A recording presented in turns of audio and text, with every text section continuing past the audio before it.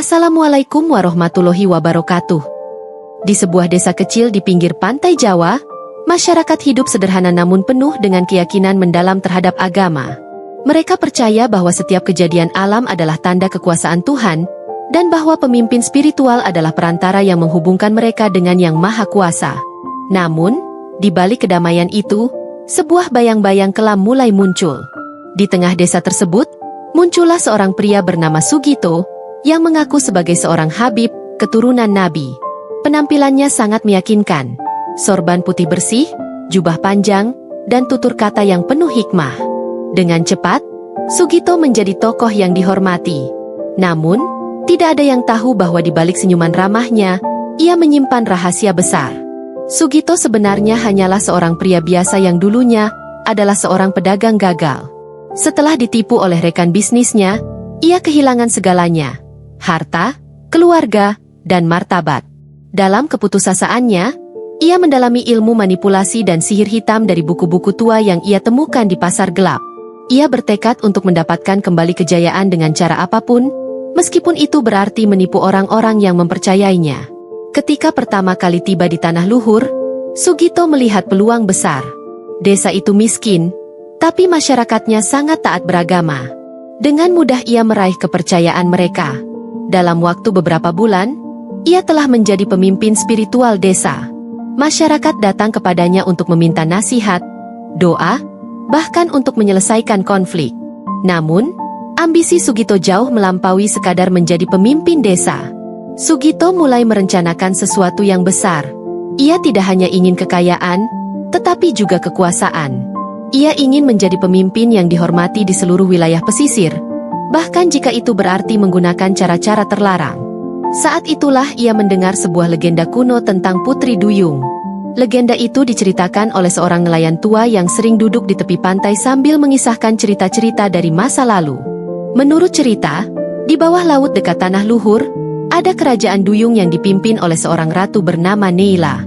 Ratu Neila memiliki kekuatan magis yang dapat memberikan kekayaan, kejayaan, dan kehidupan abadi kepada siapapun yang berhasil melakukan perjanjian dengannya.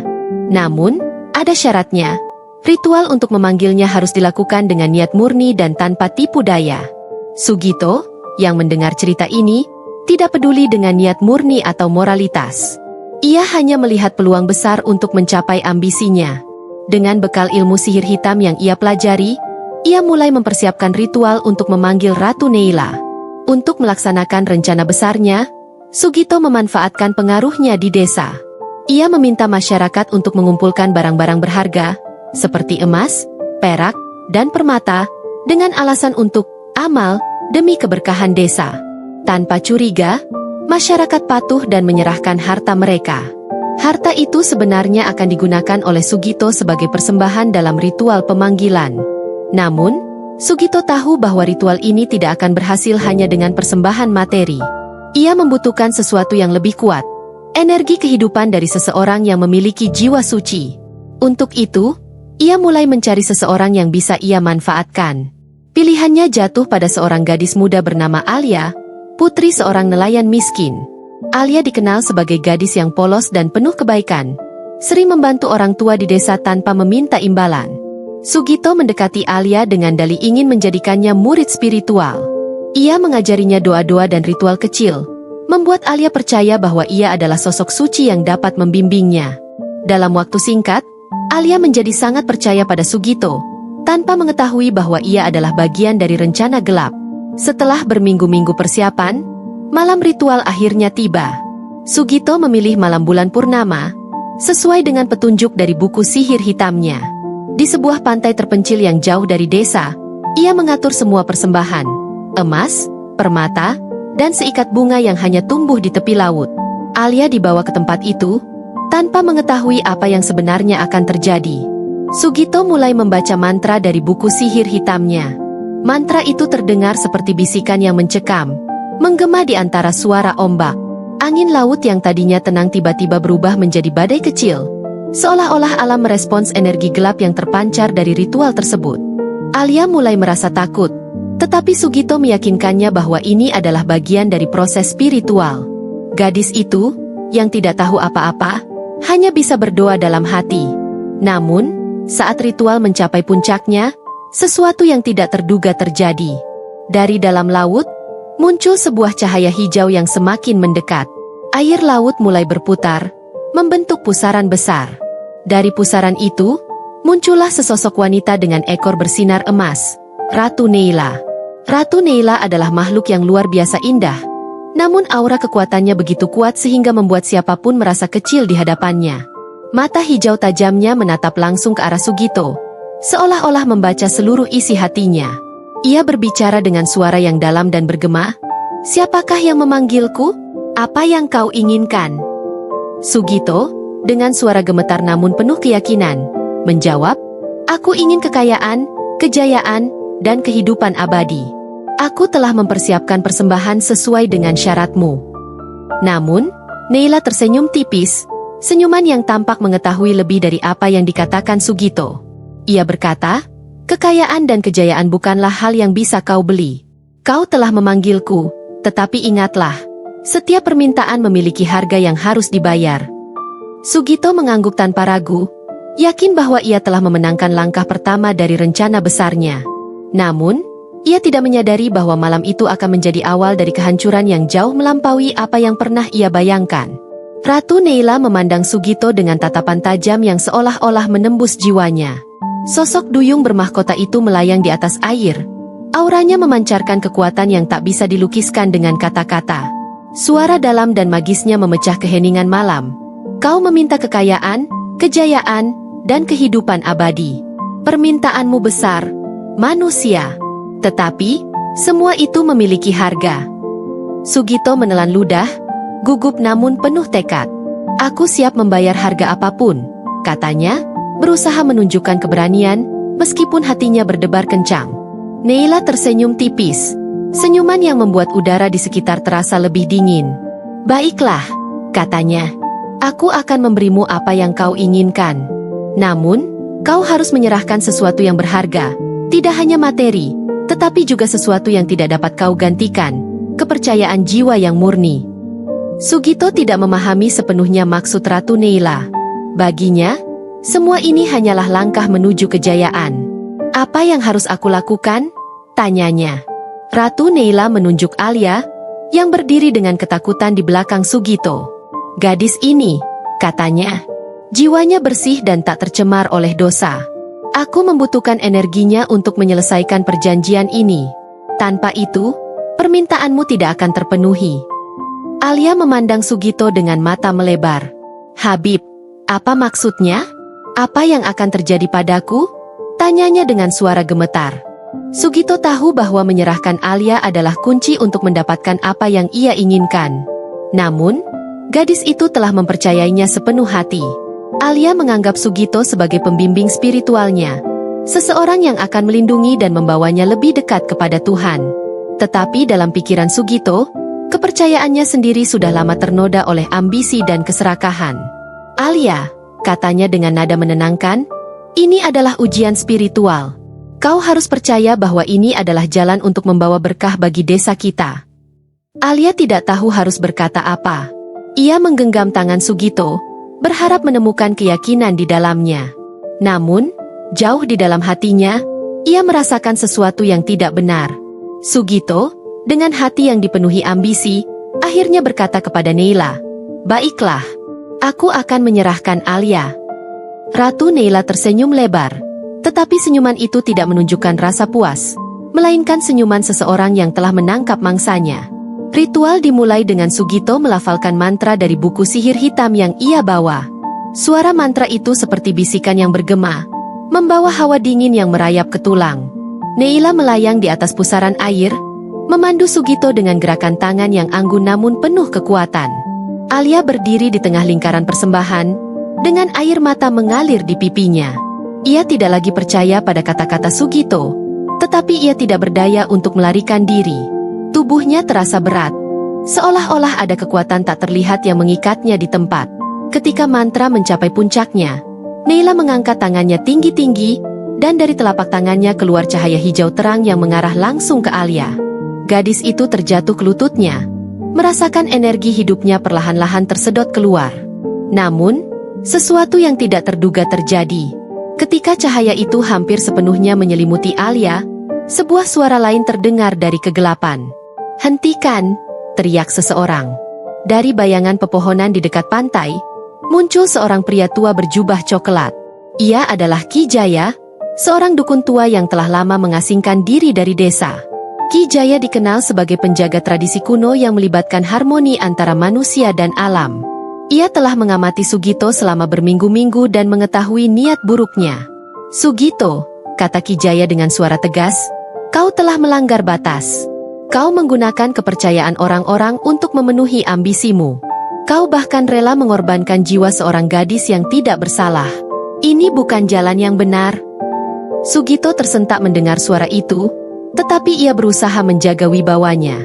"Ki Jaya," katanya, "kau tidak mengerti apa-apa. Aku melakukannya untuk desa kita, untuk membawa kemakmuran bagi semua orang." "Tidak," balas Ki Jaya. "Kau melakukannya untuk dirimu sendiri. Aku bisa merasakan kegelapan di dalam hatimu." Ratu Neila memandang Ki Jaya dengan tatapan penuh rasa ingin tahu. "Siapa kau, manusia tua, yang berani mengganggu ritual ini?" tanyanya. Ki Jaya tidak gentar. "Aku adalah penjaga keseimbangan. Dan aku tahu bahwa kau, Ratu Neila, hanya memberikan apa yang diminta dengan harga yang jauh lebih tinggi daripada yang bisa dibayar manusia." Ki Jaya mulai melafalkan mantra kuno yang ia pelajari selama bertahun-tahun. Mantra itu tidak sekuat sihir Ratu Neila, tetapi itu adalah mantra yang mengandung kejujuran dan kekuatan murni dari alam. Angin mulai bertiup kencang, dan langit yang tadinya cerah berubah menjadi gelap. Ratu Neila merasa terancam oleh kekuatan Ki Jaya. Ia memerintahkan Sugito untuk menyelesaikan ritual sebelum semuanya terlambat. "Cepat, manusia! Jika kau ingin permintaanmu terpenuhi, lakukan sekarang." Sugito berada di ambang keputusan. Ia tahu bahwa jika ia tidak melanjutkan ritual, semua yang ia rencanakan akan sia-sia. Tetapi di saat yang sama, ia mulai merasa takut pada konsekuensi dari tindakannya. Ia melihat Alia yang hampir pingsan, dan untuk pertama kalinya, ia merasakan sedikit penyesalan. Namun, ambisi Sugito terlalu besar untuk ditinggalkan. Ia melanjutkan mantra, meskipun suara Ki Jaya semakin kuat. Pertarungan antara dua kekuatan, sihir hitam dan energi murni, menciptakan kekacauan di sekitar mereka. Neila, yang merasa kekuatannya mulai terganggu, memutuskan untuk mengambil alih. Ia turun dari pusaran air, mendekati Alia untuk menyerap energi gadis itu langsung dari sumbernya. Tapi sebelum ia berhasil, Ki Jaya mengarahkan seluruh kekuatannya ke arah Neila, menciptakan ledakan cahaya yang membuat malam menjadi siang. Ketika cahaya itu mereda, pantai menjadi sunyi. Ki Jaya jatuh terduduk, kelelahan oleh pertempuran yang baru saja terjadi. Neila menghilang ke dalam air, tetapi bukan tanpa meninggalkan sesuatu yang berbahaya. Di mana ritual itu dilakukan, sebuah tanda gelap terbentuk di pasir, sebuah simbol dari kekuatan yang tidak dapat dihancurkan sepenuhnya. Sugito berdiri di sana, terdiam, menyadari bahwa rencananya telah gagal. Namun, ini baru permulaan dari konsekuensi yang akan ia hadapi. Setelah kejadian di pantai malam itu, desa Tanah Luhur tidak lagi sama. Meskipun ritual Sugito gagal, dampaknya mulai terasa. Air laut di sekitar pantai menjadi gelap dan berbau busuk. Ikan-ikan yang biasa menjadi sumber penghidupan nelayan tiba-tiba menghilang, meninggalkan masyarakat desa dalam kelaparan dan ketakutan. Tanaman di sekitar desa layu, seolah-olah tanahnya telah diracuni oleh energi gelap yang ditinggalkan oleh ritual tersebut. Sugito, yang sebelumnya dipuja sebagai pemimpin spiritual, mulai kehilangan kepercayaan dari masyarakat. Banyak yang mulai mempertanyakan tindakannya di malam itu, meskipun mereka tidak tahu apa yang sebenarnya terjadi. Namun, bagi Sugito, kegagalan ritual itu adalah pukulan terbesar. Ia tidak mendapatkan kekayaan, kejayaan, atau kehidupan abadi yang ia dambakan. Sebaliknya, ia kini harus menghadapi kehancuran yang ia ciptakan. Namun, dalam hatinya, ia belum menyerah. Ia yakin bahwa jika ia mencoba sekali lagi, ia bisa membalikan keadaan dan mendapatkan apa yang ia inginkan. Ia hanya perlu menemukan cara lain untuk memanggil kembali Ratu Neila. Di malam-malam yang sunyi, ketika desa tertidur dalam ketakutan dan keputusasaan, Sugito mulai mendengar bisikan. Bisikan itu datang dari arah pantai, Suara lembut namun penuh dengan nada ancaman. "Datanglah kembali," suara itu berkata. "Aku masih di sini. Kau belum menyelesaikan apa yang kau mulai." Sugito yakin bahwa itu adalah suara Ratu Neila, memanggilnya untuk melanjutkan ritual yang terputus. Meskipun takut, ambisinya sekali lagi mengalahkan rasa takutnya. Ia memutuskan untuk kembali ke pantai dan mencari cara untuk melanjutkan perjanjiannya. Namun, ia tahu bahwa kali ini, ia harus melakukannya dengan lebih hati-hati. Ki Jaya telah menghalangi rencananya sebelumnya, dan Sugito tidak ingin dukun tua itu kembali mengganggunya. Ia mulai merencanakan bagaimana ia bisa menyingkirkan Ki Jaya sekaligus menyelesaikan ritualnya. Ki Jaya, yang telah menyelamatkan Alia dan menghentikan ritual Sugito sebelumnya, kini tinggal di sebuah gubuk kecil di pinggir desa. Ia tahu bahwa energi gelap yang ditinggalkan oleh ritual itu masih ada, dan bahwa Sugito kemungkinan besar akan mencoba lagi. Karena itu, ia mulai mempersiapkan dirinya. Namun, Ki Jaya tidak menyangka bahwa Sugito akan mendatanginya langsung. Suatu malam, Sugito mengetuk pintu gubuk Ki Jaya, membawa wajah penuh kepura-puraan. "Ki Jaya," katanya, "saya datang untuk meminta maaf. Saya telah membuat kesalahan besar, dan saya ingin menebusnya. Saya butuh bantuan Anda untuk memulihkan desa ini." Ki Jaya, yang meskipun bijaksana tetapi juga manusia biasa, merasa sedikit iba pada Sugito. "Kesalahanmu besar, Sugito," katanya. "Tapi jika kau benar-benar ingin menebusnya, aku akan membantumu." Sugito tersenyum kecil, tetapi dalam hatinya, ia sudah merencanakan sesuatu yang jahat. Ia berpura-pura bekerja sama dengan Ki Jaya, mengikuti ritual-ritual pemurnian yang diajarkan oleh dukun tua itu. Tetapi sebenarnya, ia hanya mencari cara untuk melemahkan Ki Jaya sehingga ia tidak bisa lagi menghalangi rencananya. Di malam bulan baru, Sugito kembali ke pantai dengan membawa persembahan baru, sebuah peti berisi barang-barang berharga yang ia ambil dari penduduk desa. Ia juga membawa Alia, yang sekali lagi ia tipu dengan janji-janji kosong. Alia, meskipun masih trauma dengan kejadian sebelumnya, percaya bahwa Sugito telah berubah dan ingin memperbaiki keadaan. Sugito mulai membaca mantra dari buku sihirnya, tetapi kali ini, ia melakukannya dengan lebih hati-hati. Ia memastikan bahwa tidak ada yang mengganggu ritual tersebut. Ketika pusaran air mulai terbentuk di tengah laut, Alia mulai merasa ada yang tidak beres. "Habib," katanya dengan suara gemetar, "ini terasa seperti sebelumnya. Apa yang sebenarnya kau lakukan?" Sugito tidak menjawab. Ia terus melafalkan mantra, dan sekali lagi, Ratu Neila muncul dari dalam air. Namun, kali ini, auranya jauh lebih gelap. Mata hijau tajamnya menatap langsung ke arah Sugito. "Kau kembali," katanya. "Apakah kau siap untuk membayar harga yang lebih tinggi?" Sugito mengangguk. Meskipun dalam hatinya ia tahu bahwa ia sedang bermain dengan api. "Aku siap," katanya. "Aku akan memberikan apapun yang kau inginkan." Neila tersenyum, tetapi senyumannya mengandung ancaman yang nyata. "Kau pikir kau bisa menipuku, manusia?" katanya. "Aku tahu hatimu penuh dengan keserakahan. Kau tidak berniat memberikan apapun yang berharga kepadaku.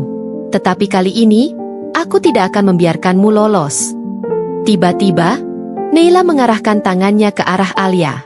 Gadis itu terangkat ke udara, terjebak dalam pusaran energi yang diciptakan oleh sang ratu. Alia berteriak, tetapi suaranya tenggelam dalam gemuruh ombak dan mantra Neila. Sugito mencoba menghentikan Neila, tetapi kekuatannya terlalu lemah. "Tidak, jangan dia!" teriaknya. Namun, Neila hanya tertawa. "Ini adalah harga yang harus kau bayar, manusia," katanya. "Kau telah memanggilku, dan aku akan mengambil apa yang menjadi hakku." Namun, sebelum Neila bisa menyerap seluruh energi Alia, Ki Jaya muncul di pantai. Dengan kekuatan terakhirnya, ia membaca mantra perlindungan yang ia pelajari selama bertahun-tahun. Cahaya terang muncul dari tongkatnya, mengarah langsung ke arah Neila. "Kau tidak akan mengambil nyawa gadis ini," teriak Ki Jaya. Neila tersentak oleh serangan itu, tetapi ia tidak sepenuhnya kalah. Ia melepaskan Alia, tetapi sebelum menghilang ke dalam laut, ia meninggalkan sebuah ancaman. "Kalian semua akan membayar atas apa yang telah kalian lakukan. Ini belum berakhir."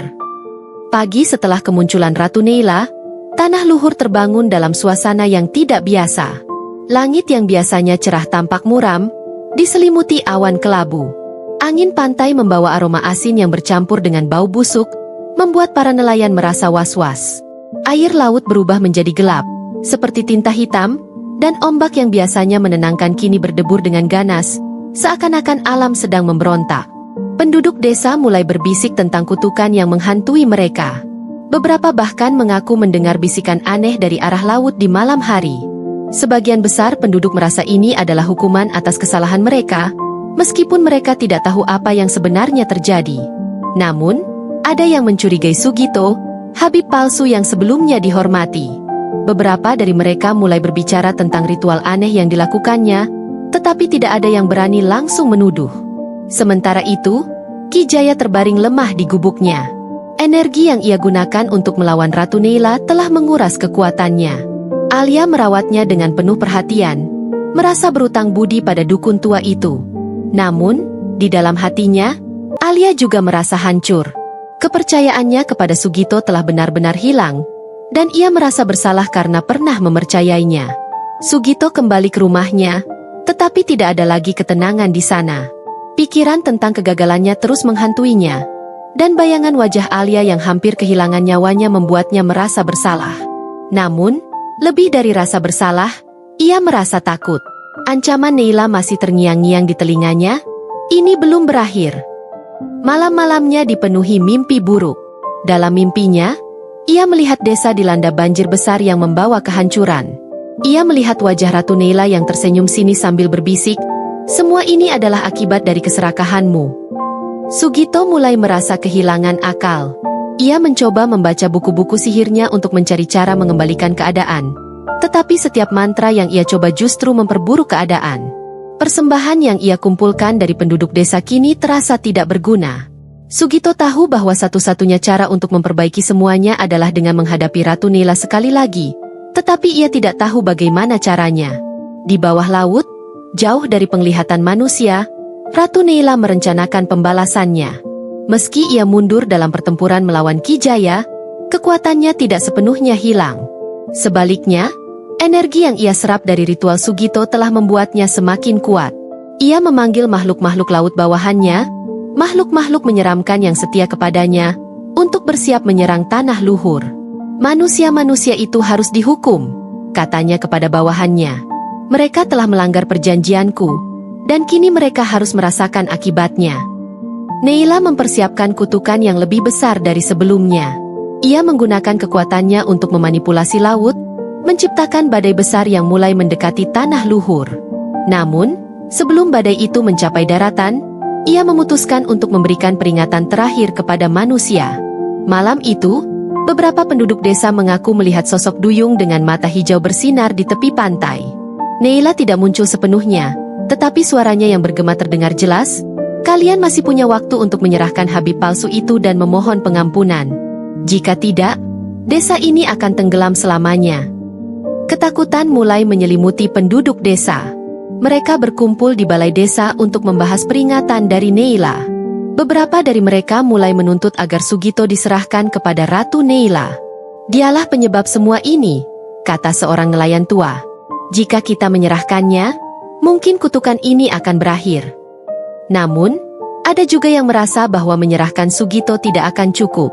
"Kita butuh bantuan Ki Jaya," kata seorang wanita muda.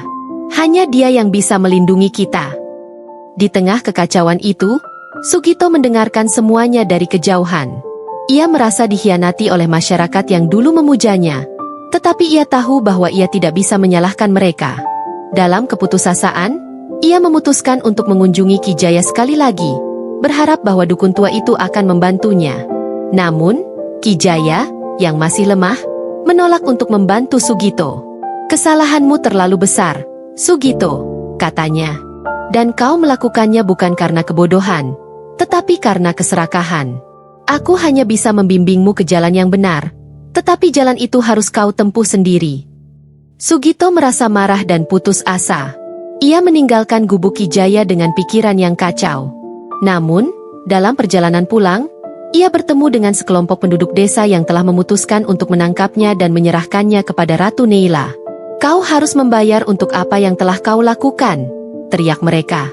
Sugito dibawa ke pantai dengan tangan terikat. Penduduk desa yang marah mendorongnya ke depan, sementara yang lain membawa obor dan senjata sederhana. Alia, yang menyaksikan semuanya, merasa bimbang. Ia tahu bahwa Sugito bersalah, tetapi ia juga tidak tega melihatnya diperlakukan seperti itu. Di pantai, Sugito dipaksa untuk memanggil kembali Ratu Neila. Kau yang memulai semua ini, kata salah seorang penduduk desa. Sekarang kau harus menyelesaikannya. Dengan hati yang dipenuhi ketakutan, Sugito mulai melafalkan mantra dari ingatannya. Pusaran air kembali terbentuk di tengah laut, dan sekali lagi, Ratu Neila muncul. Namun, kali ini, ia tampak jauh lebih kuat dan lebih menakutkan daripada sebelumnya. Matanya bersinar hijau terang, dan suaranya menggema seperti guntur. Manusia, katanya. Apakah kalian akhirnya memutuskan untuk menyerahkan jiwa ini kepadaku? Penduduk desa terdiam, tidak tahu harus berkata apa. Sugito jatuh berlutut di depan Neila, menangis dan memohon pengampunan. Aku salah, katanya. Aku telah menipumu, dan aku telah menipu orang-orang ini. Tapi tolong, jangan hancurkan desa ini. Ambillah aku, tetapi biarkan mereka hidup. Namun, Neila hanya tertawa. Pengorbananmu terlalu kecil untuk menebus kesalahanmu, katanya. Jika kau ingin desa ini selamat, kau harus memberikan sesuatu yang jauh lebih besar. Sugito bingung. Apa yang kau inginkan? Tanyanya. Neila tersenyum tipis. Aku menginginkan kehancuran egomu. Aku menginginkan kau menyerahkan segalanya. Bukan hanya jiwamu, tetapi juga kehormatanmu, ambisimu, dan semua yang pernah kau anggap penting. Sugito terdiam di hadapan Neila, dengan air mata bercucuran di pipinya. Ia menyadari bahwa semua ini adalah akibat dari kesalahannya sendiri. Ambisinya telah menghancurkan kepercayaan orang-orang, membawa kutukan ke desa, dan hampir merenggut nyawa Alia. Namun, di saat-saat terakhir ini, ia masih merasa sulit untuk menyerahkan segalanya. Penduduk desa, yang berdiri di belakangnya, mulai memohon kepada Neila untuk memberikan ampunan. Alia maju mendekati Sugito dan berkata, Habib, jika kau benar-benar ingin menebus semua ini, kau harus melakukannya dengan sepenuh hati. Tidak ada jalan lain. Kata-kata Alia mengguncang hati Sugito. Ia akhirnya berdiri dan berkata kepada Neila, Aku akan menyerahkan semuanya. Ambillah apapun yang kau butuhkan dariku, tetapi selamatkan desa ini. Neila tersenyum dingin. Baiklah, katanya. Kau telah membuat pilihanmu. Dengan sebuah gerakan tangannya, cahaya hijau yang sebelumnya mengelilingi Neila mulai bergerak menuju Sugito. Cahaya itu menyelimuti tubuhnya, menghisap semua ambisi, keinginan, dan kebanggaan yang pernah ia miliki. Sugito merasakan tubuhnya melemah. Ia merasa seolah-olah semua yang pernah membuatnya menjadi dirinya perlahan-lahan menghilang. Namun, di saat yang sama, ia merasakan kedamaian yang belum pernah ia rasakan sebelumnya. Untuk pertama kalinya, ia tidak lagi merasa terbebani oleh keinginan untuk menjadi kaya atau berkuasa. Ia akhirnya merasa bebas. Ketika proses itu selesai, Neila berkata, Kau telah membayar hargamu, manusia. Desa ini akan selamat, tetapi ingatlah, setiap perbuatan memiliki konsekuensinya. Jika kau atau siapapun mencoba melanggar keseimbangan lagi, tidak akan ada ampunan. Dengan kata-kata itu, Neila menghilang ke dalam laut, meninggalkan Sugito yang terbaring lemah di pasir. Desa yang sebelumnya diselimuti kegelapan mulai kembali normal. Langit cerah, air laut jernih, dan angin pantai membawa aroma segar. Penduduk desa membantu Sugito kembali ke rumahnya. Meskipun mereka masih menyimpan kemarahan atas apa yang telah ia lakukan, mereka juga merasa iba melihat kondisi Sugito yang kini tampak seperti bayangan dari dirinya yang dulu. Ia tidak lagi sombong atau penuh tipu daya. Ia menjadi seseorang yang rendah hati, meskipun tubuhnya lemah dan tidak lagi memiliki kekuatan yang sama. Ki Jaya, yang perlahan pulih dari kelelahannya, berkata kepada penduduk desa, Kita semua harus belajar dari apa yang telah terjadi. Keserakahan dan tipu daya membawa kehancuran, tetapi pengorbanan dan keikhlasan dapat membawa keselamatan. Alia, yang telah melalui begitu banyak penderitaan, menemukan kembali kekuatannya. Ia memutuskan untuk menjadi pembimbing spiritual bagi desa, menggantikan tempat yang pernah diisi oleh Sugito. Namun, tidak seperti Sugito, ia memimpin dengan ketulusan dan kejujuran. Jika kamu merasa terinspirasi oleh kisah ini, jangan lupa untuk like, subscribe, dan komen, untuk terus mendapatkan cerita-cerita inspiratif lainnya. Setiap cerita memiliki pelajaran berharga yang bisa menjadi pendorong semangat dalam hidup kita. Bagikan juga cerita ini kepada orang yang kamu sayangi, agar mereka bisa merasakan manfaat dari perjuangan dan kasih sayang yang tulus. Mari kita terus berbagi kebaikan dan saling mendukung dalam perjalanan hidup ini.